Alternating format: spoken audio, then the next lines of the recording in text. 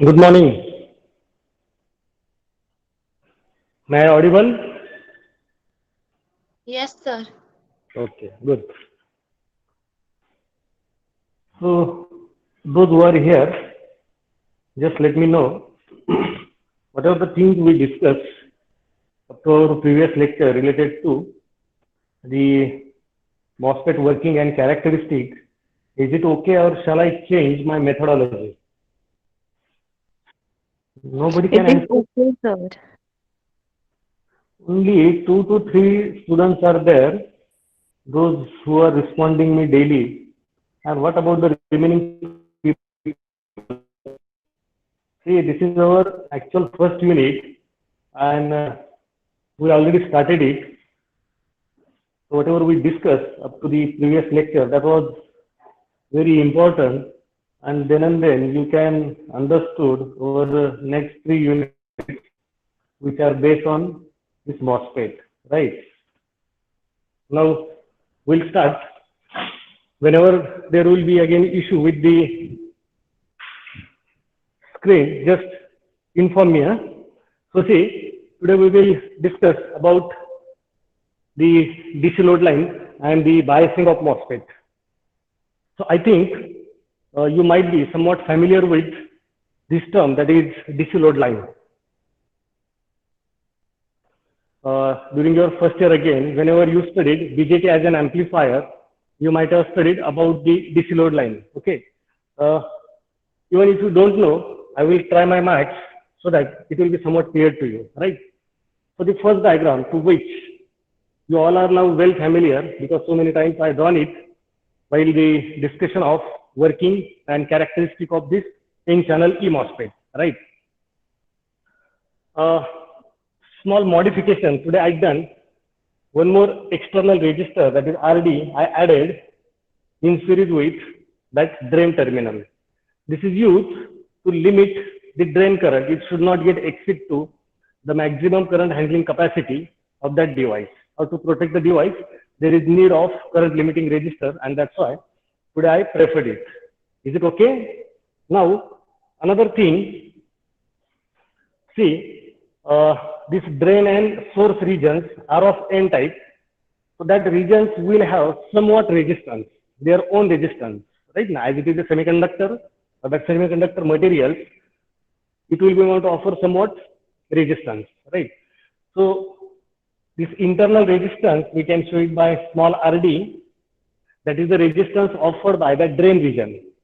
Similarly, this one, small RS, that is the resistance offered by source region. And one more resistance I shown, that is between drain and source. This is nothing but resistance offered by that channel, which is induced between drain and source. May I audible properly? Yes, sir. So whatever the things I'm trying to show here on the board, is it visible properly? Yes, sir. Yes, sir. Okay, okay. So we'll continue. So are you getting it? This small RD, it is nothing but what? It is the resistance offered by the drain region, which is of N type. Then small RS, this is nothing but the resistance offered by the source region. And this RC, that is the resistance offered by the induced channel between drain and source. Is it okay? Now, again, my first question is if we kept this VGS, that is the voltage at gate with respect to source, as a 0 volt or less than VT, right? When that VGS is equals to 0 or less than VT, my question is how much will be the value of this RC, that is the resistance offered by channel, how much it will be?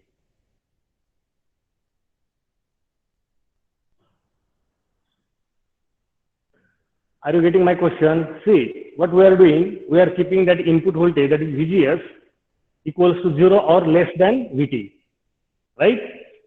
Question is, how much will be the resistance offered by the channel, that is between drain to source, which is shown by small RC, will be equals to 0?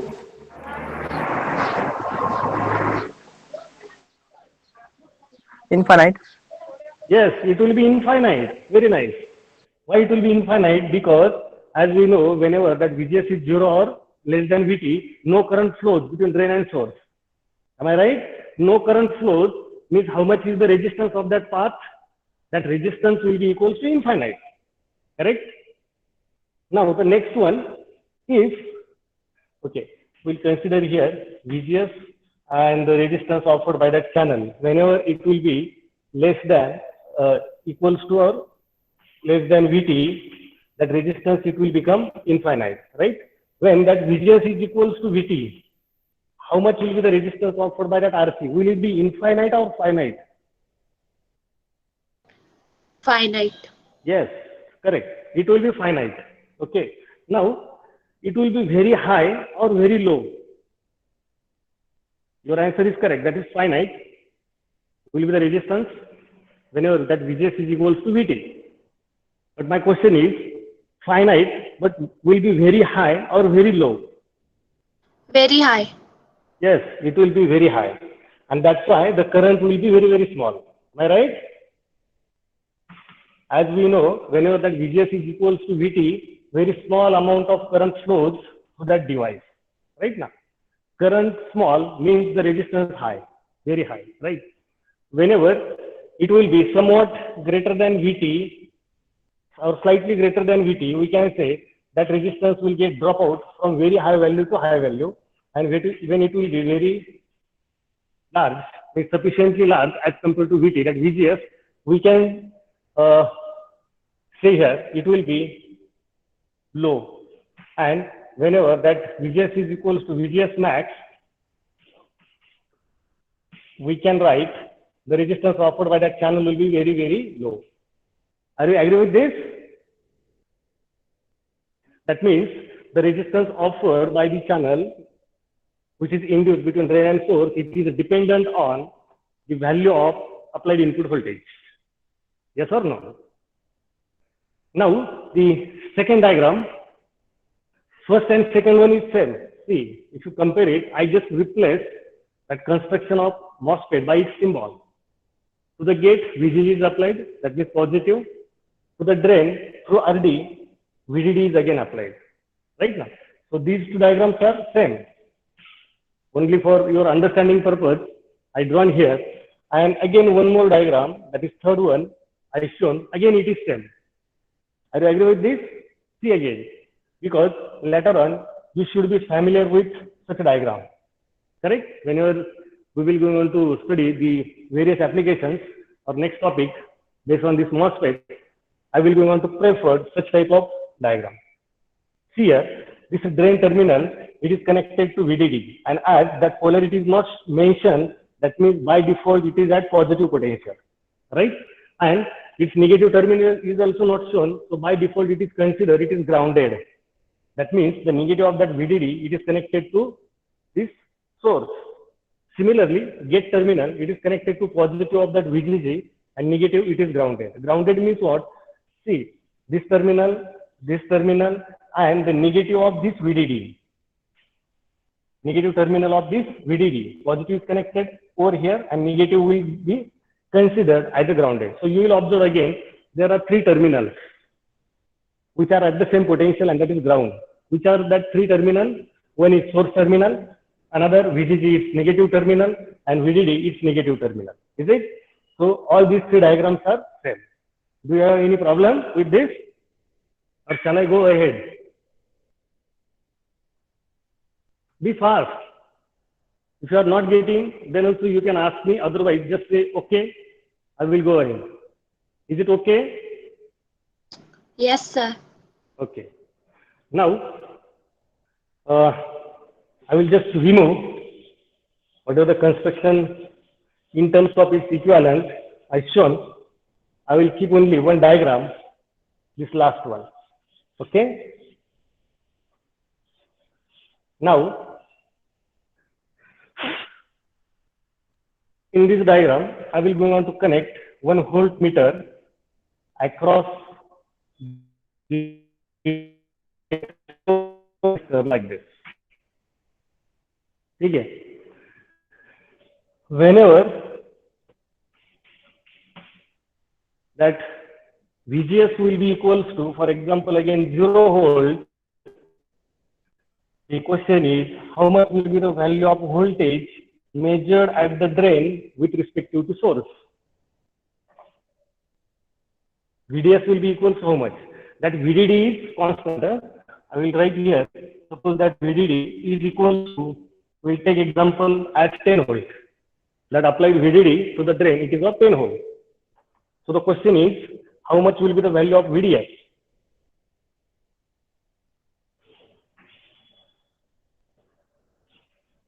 Think on it and just answer me. Is it okay? Is it visible?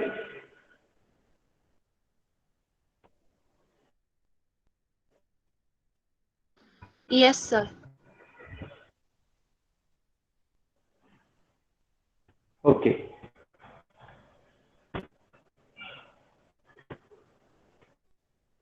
I think still somewhat blurred. But it's okay. Chalo. We'll continue. So see, are you getting my question? If that VDD applied is of suppose 10 volt, if I take that VGS, that is input voltage at zero potential, and if I try to measure the voltage at drain with respect to source, how much will be the value of VGS? Can you answer? We'll consider this one as a switch. See, when VGS will be 0, whenever that VGS will be 0, that transistor will act as an open circuit or closed circuit. It will going on to act as open circuit because the channel will not going on to form between drain and source, and that's why the voltage across this open path, that will be equals to the voltage measured at the positive terminal of that VDD through this RD with respect to negative terminal of that VDD. Are you getting it? And that's why that VDS will be equals to VDD. Remember. Are you getting? Yes or no?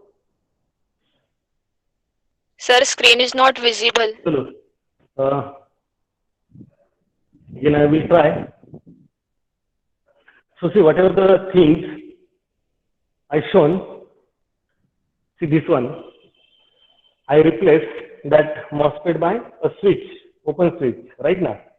So if the voltage is measured across that open switch, that means we are measuring the voltage at the positive terminal of that VDD with respect to the negative terminal of VDD, that is grounded, right? So it will be equals to VDD. So that VDS, that will be equals to VDD, and that is equals to. So are you getting this middle diagram? Is it visible? VDD, RD, I replace that MOSFET just by open switch. Is it visible or not visible? I think it is okay now.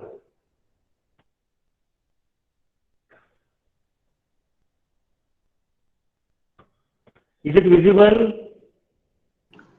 Yes. To see that middle diagram, I replace that transistor just by open switch, right? So whenever we are measuring the voltage across open switch, and that will be equals to the applied voltage. And what is applied voltage? That is VDD. So the same question I asked, if that VGG or VGS is equals to 0 volt, that MOSFET will be able to act as an open switch or closed switch. When VGS is equals to 0 volt, MOSFET will act as an open switch or closed switch. Open switch. Yes, when it will be open, then how much will be the voltage across it? The voltage across it will be equals to the applied voltage, right?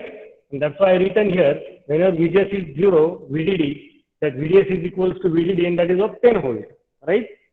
Then the next point I will consider when that VGS is equals to VT, right? How much will be the voltage across that switch? Now, that transistor will going on to act as somewhat resistive path, highly resistive. Already you answered whenever that VGS is 0 volt, the resistance offered between drain to source is how much? It is very high, right now. Just we discuss it. So when that resistance will be very high, I will go on to write it as RC, that is the resistance offered by channel. And again, if I try to measure the voltage across that highly resistive path that is in between drain and source, how much will be that voltage? Which we are calling it as a VDS. VDS stands for what? Voltage measured at the drain terminal with respect to source. So how much it will be? Will it be 0 or will it be equal to VDD? Or somewhat less than VDD? It will be somewhat less than VDD, remember. For example, here we consider that voltage is of 9 volts. Okay. Now, whenever I will be going to apply that VGS somewhat greater than VT, what will be the effect on this RC? RC will remain very high or its resistance will get fall down fast. Resistance increases. Yes?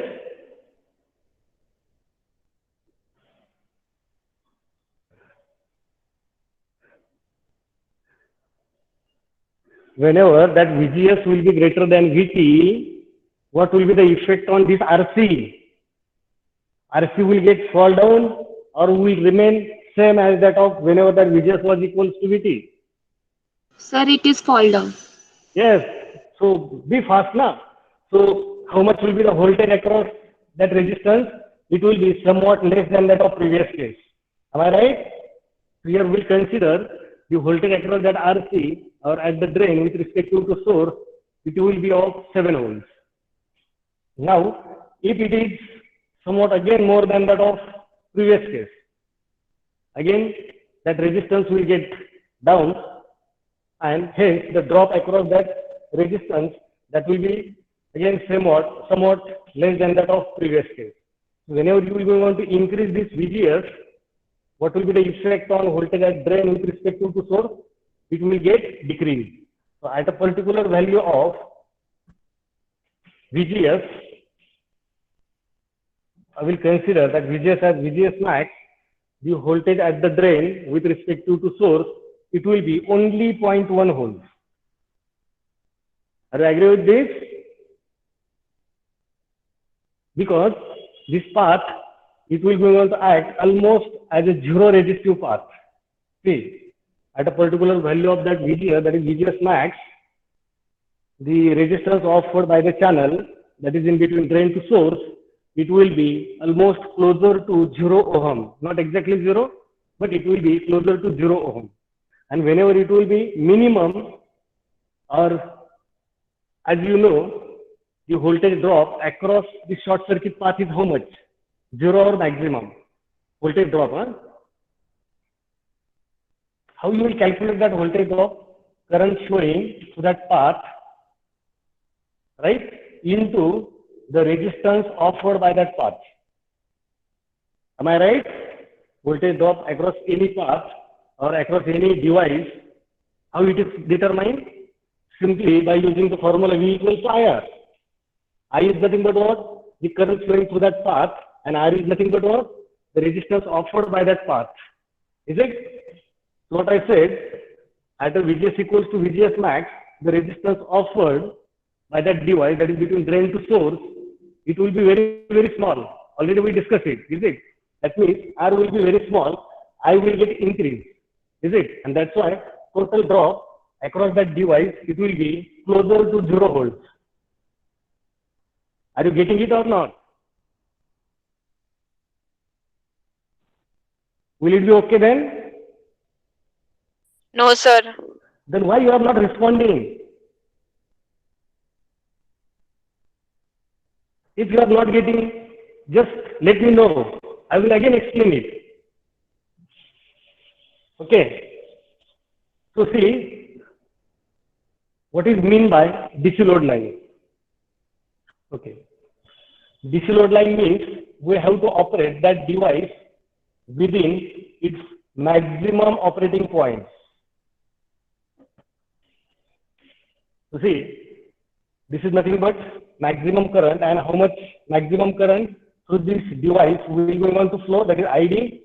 That simply you will observe there is a DC source of VDD and one series resistance is connected, that is RD. So this RD will be going to limit the maximum value of this ID. So what I will write here, this point, that is maximum drain current, will be equals to VDD by RD. Is it? How much will be the drain current through this RD? It will be dependent on how much value of VDD you applied and how much resistance you taken. And that's why I written here this maximum ID as VDD by RD. Now, as per our discussion, whenever that VGS was less than VT or equals to 0, how much VDS we got? That is the voltage at drain with respect to source. The maximum VDS was equals to VDD. Yes or no? So see, this x-axis, which is for VDS, how much is the value, maximum value of this VDS? Maximum value of this VDS is equals to VDD. So these are the maximum operating points of that transistor. The output of that transistor, we can't exceed above VDD, as well as current through that transistor, we can't exceed this ID max. Here, I will be going to call it as ID max, which will get decided by VDD and that RD, right? Or don't exceed the current above this ID max. Otherwise, it will be harmful to our transistor. That transistor, due to overcurrent, may get damaged. So to protect that transistor, we preferred this resistance RD in series with that MOSFET. Okay. Now, you might have studied again for VDD one more point, and that was operating point, Q point, quiescent point. Have you heard it in your basic electronics? Yes, sir. Okay. What is that operating point? That operating point, it is to be selected on this DC load line in such a way that whenever we will go on to operate this transistor as an amplifier, the switching of that transistor, it should not be into ohmic region as well as it should not be into cutoff region. The transistor should remain operate within its saturation region, or we can call that region as amplifier region. And that's why, remember, mostly that operating point, it is selected at the center of this DC load line. This is the center, okay? Operating point, it is selected at the center of that DC load line. Why it is selected at the center of DC load line? That also we will discuss whenever I will teach you what is that common source amplifier, okay? Now see, if just consider if that operating point is selected over here, that is at the center of this load line, and if you try to observe, is it visible? This is important topic. Huh? Is it visible to all? Yes, sir. Yes, Yes, sir. sir. Whenever that operating point will be exactly at the center, you just check its related output voltage is how much. This is nothing but what? Our x-axis is for VDS. How much is VDS? That VDS is equals to half of VDD. See, this is the maximum output voltage we can obtain across that transistor right now. This one is the origin. That means 0 to VDD. And where that operating point respect to output voltage is there, it is exactly at the center of that VDD. Is it? So this VDS is equals to half of VDD. Whenever you will going on to select that operating point exactly at the center of the DC load line. Similarly, here, how much is the value of ID, which is plotted on y-axis? That ID will be again this ID max by 2, half of that ID max. Am I right? And Yes, sir. how much is the value of VGS? It is, you will observe, it is somewhat above this VGS1 curve. Whenever that VGS was equals to VGS1, we consider this curve, right? And next is VGS2. So, how much is the value of that VGS or that Q point? Should be at the center. It should be above VGS1 and below VGS2. Are you agree with this? See, it is over here. Correct. So I will just consider one more curve which will going on to pass through that operating point, and this is nothing but my VGS, is it? Whenever I will going on to apply that VGS this much, which is greater than VGS1 and less than VGS2, I can say the operating point, it is at the center of that load line. Okay. Now, all these terms related to that Q point, whatever ID you will get, that ID is known as IDQ. That is quiescent drain current, which is half of ID max. Whatever VDS you will get, that VDS is known as a VDSQ, quiescent drain to source voltage, which is again half of VDD. And whatever VGS is required to set that operating point at the center, that VGS is known as VGSQ. Are you getting it? See, first of all, I will be going to set that VGS as VGSQ, so that I will get that ID as IDQ, and another one I will get VDS as VDSQ. All these are the quiescent values of this transistor. But when it will be possible? Whenever the applied gate to source voltage, that is VGS, will be proper. Proper means how much? It should not be equals to VGS1 as well as should not be equals to VGS2. It should be in between these two. Now, we'll take one example. Suppose this VGS is equals to VT is equals to 0.9. We consider the example of our 2N7000 transistor. By using that transistor, you have to perform the practicals also. That's why I will take the same example. For 2N7000 N-channel P MOSFET, during my one of previous session, we determine how much is the threshold voltage of that transistor, and it was in the data sheet it is given as 0.8 minimum to 3 volt maximum, and practically we determine it and we have that answer as 0.9. So VT was 0.9. Correct? Now, if I apply VGS1 as a 1 volt, if this VGS1 is 1 volt, right? If this VGS2 is equals to 1.5 volt, are you getting it? See, first curve for this transistor, that is 2N7000, first curve we will be going to plot by taking that VGS equals to 0.9. Then we will have a non-zero ID, right? Very small ID will be there. Now, if I increase that VGS from 0.9 to 1 volt, ID also will get increased. Whenever I will increase that VGS from 1 volt to 1.5 volt, that ID again will get increased as shown. Correct? Now, as per this example or whatever the things we discuss, how much should be the value of VGSQ so that we can say this transistor is operating at the center of that load line. Why at the center? That I will be on to explain you later on. But at this stage, just remember that operating point, it should be at the center of that load line. Okay. At the center of load line means what? The respective VGS should be there. Then we can obtain that VDS is equals to half of VDD, and in this case, it will be of 5 volts. Right? Whenever we will get the voltage at drain with respect to source equals to 5 volt, then I can say whatever VGS I applied, by that VGS, this transistor is operating at the center of load line. Are you getting it? Yes, sir. Okay. So the question is, how much will be the value of VGSQ? That VGSQ, as per the consideration, it should be greater than how much? 1 volt and less than how much? 1.5 volt. See, as per that characteristic. Are you getting it? See, this curve, we consider that VGS equals to 1.5. And the lower curve, this one, that was for VGS equals to 1 volt.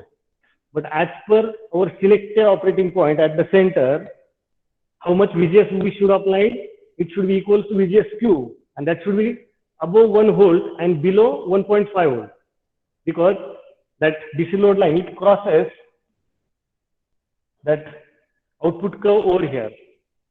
That means that operating point is at the center, and that's why, right? Yes or no? Is it okay? Yes, sir. Okay. Now, that VGS should be equal to VGSQ, which is somewhat above 1 volt and less than 1.5 volt, right?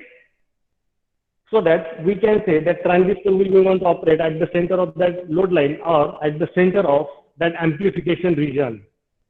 This region, it is known as amplifier region. Whatever the things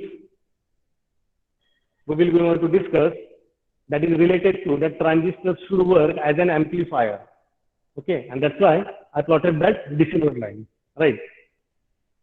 So how it will go on to work as an amplifier, as well as how to set that VGS equals to VGSQ, that is known as biasing of MOSFET. Are you getting the meaning of this word, biasing? Biasing means what? To bias the transistor as an amplifier, or to bias that transistor as a switch. Whenever it is to be operated as a switch, it should either operate into this ohmic region, this is known as the ohmic region, or being an on switch, or if we have to operate that transistor as an off switch, it should get operate below VGS equals VGS less than VT. That means it will going to act as an open switch. Whenever it is to be operated as an amplifier, it should get operate in the saturation region. And that's why we consider this DC load line, and to operate that transistor in the saturation as well as at the center of that saturation region, we consider that operating point, it is at the center of that load line. So to have that operating point at the center of that load line, there is a need of a particular VGS.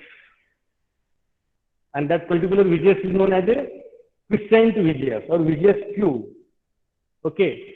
To set that value of VGS as a VGSQ is known as biasing of transistor or biasing of that MOSFET. Don't say forward bias and reverse bias. Okay. That is now related to only diode, which you studied in your first year course, right? Now, what is meant by biasing of MOSFET? Biasing of MOSFET means to operate that transistor as an amplifier, it should get operate within its saturation region. And in the saturation region, exactly where that saturation is somewhat large, but where it should operate, it should get operate exactly at the center or almost at the center of that DC load line. Why? That we will be going to discuss later on. Is it clear now? Yes, sir. Okay, so we'll stop here and we'll continue our discussion from Monday to onwards.